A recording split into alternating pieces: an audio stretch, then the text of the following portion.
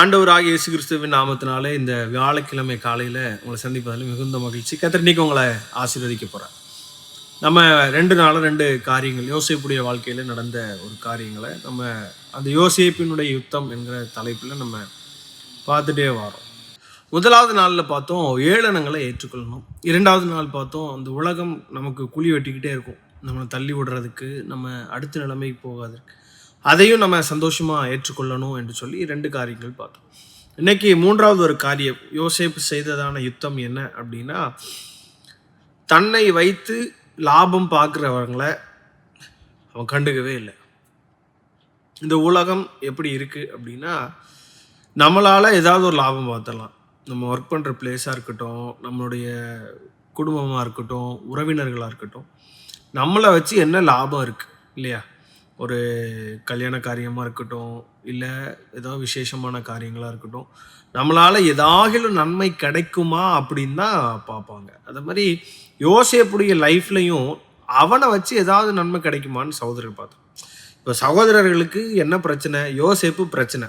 அவன் சொப்பனக்காரன், அவன் நிறைய காரியங்களை சொல்கிறான், அது பிடிக்கல அப்படின்னா இப்போது என்ன பண்ணியிருக்கணும்? குழியிலிருந்து எடுத்தவங்க என்ன பிளான் பண்ணுறாங்க? ஆதியாகமம் 37:27 வாசிச்சிங்கன்னா, அங்கே இஸ்மவேலருக்கு விற்று போடுவோம் அப்படின்னு சொல்லி அங்கே அவங்களுடைய சகோதரர்கள் எல்லாம் இணங்கி போய் ஏகமாய் ஒரே மனசை என்ன செய்கிறாங்கன்னா விற்று போடுறாங்க.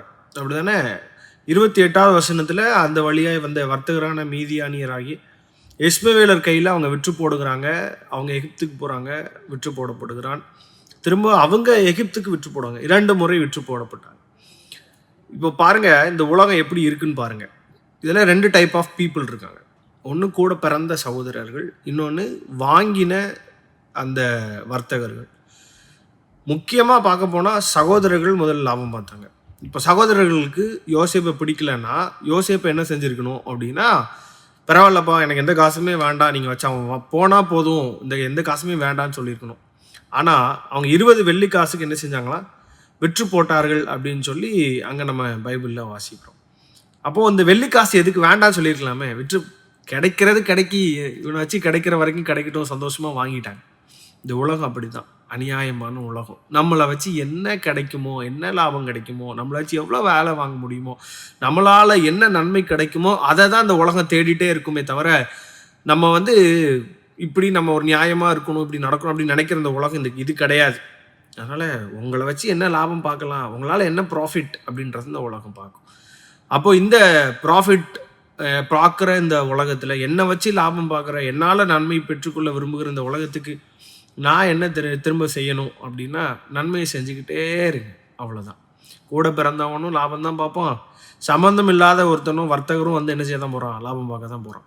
அப்போ இந்த உலகம் பொல்லாங்கனுக்குள்ளே இருக்குது, என்னை வச்சு நன்மை கிடைக்குமான்னு தான் பார்க்கு. அதனால் நம்ம செய்ய வேண்டிய முக்கியமான காரியம் என்ன அப்படின்னா, நம்மகிட்ட நன்மை எதிர்பார்க்குறவங்களுக்கு நன்மை செஞ்சுக்கிட்டே இருங்க. அவங்க கேட்க வேண்டாம், அவங்க நம்மளை விற்று போடுவதற்கு முன்பாக நம்மளே நன்மை செஞ்சுருவோமே. அதனால் இந்த பொல்லாத உலகத்துக்கு தேவையானதை செய்ய ஆரம்பிங்க. என்ன, உங்களால் ஒரு நன்மை கிடைக்குமா? ரொம்ப வேலை செய்ய சொல்கிறாங்களா? கஷ்டப்பட்ட வேலைகளை செய்ய சொல்கிறாங்களா? எக்ஸ்ட்ரா ஹவர்ஸ் ஒர்க் பண்ண சொல்கிறாங்களா? சந்தோஷமாக ஒர்க் பண்ண ஆரம்பிங்க. உங்களை விற்கிறவங்க மத்தியில், உங்களை விற்றவர்களுக்கு முன்பாக ஒரு நாள் தேவனாய் உங்களை கொண்டு வந்து நிறுத்துவதற்கு நாம் ஆராதிக்கிற அந்த ஆண்டவர் உண்மை உள்ளவர். அதனால் சோர்ந்து போகாதீங்க, ஏசப்பா கையில் ஒப்பு கொடுங்க. இன்றைக்கி இந்த வீடியோவை ஆண்டவர் அறியாத யாராவது கேட்டுட்ருப்பீங்கன்னு சொன்னால், உங்களுடைய லைஃப்லையும் எனக்கு அநியாயமாக இருக்குது, இந்த உலகம் எனக்கு அநியாயமான காரியங்களை செய்து நினச்சிட்டு இருப்பீங்கன்னு சொன்னால், இன்றைக்கி இந்த ஏசப்பா உங்களை தேவனாய், ராஜாவாய், மகிமையாய், உங்களை உயர்ந்த ஸ்தானத்துக்கு கொண்டு போகிறதுக்கு வல்லவர். இந்த செய்தியை கேட்டுட்ருக்க தேவ பிள்ளையே, தீர்க்க தரிசனமாக ஆண்டவர் பேச விரும்புகிறார்.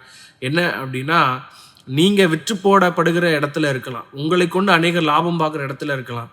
நன்மை செய்கிறத மட்டும் நிப்பாட்டாதீங்க, நன்மை செஞ்சுக்கிட்டே இருங்க. நீங்கள் நன்மை செய்ய செய்ய செய்ய ஒரு நாள் நம்முடைய வாழ்க்கை மேலே ஆண்டவர் கொண்டு போய் நிறுத்துவார். அடுத்தபடியே நீங்கள் பார்ப்பீங்க, உங்களோட லைஃபோட அடுத்த ஸ்டேஜை நீங்கள் பார்ப்பீங்க. God bless you.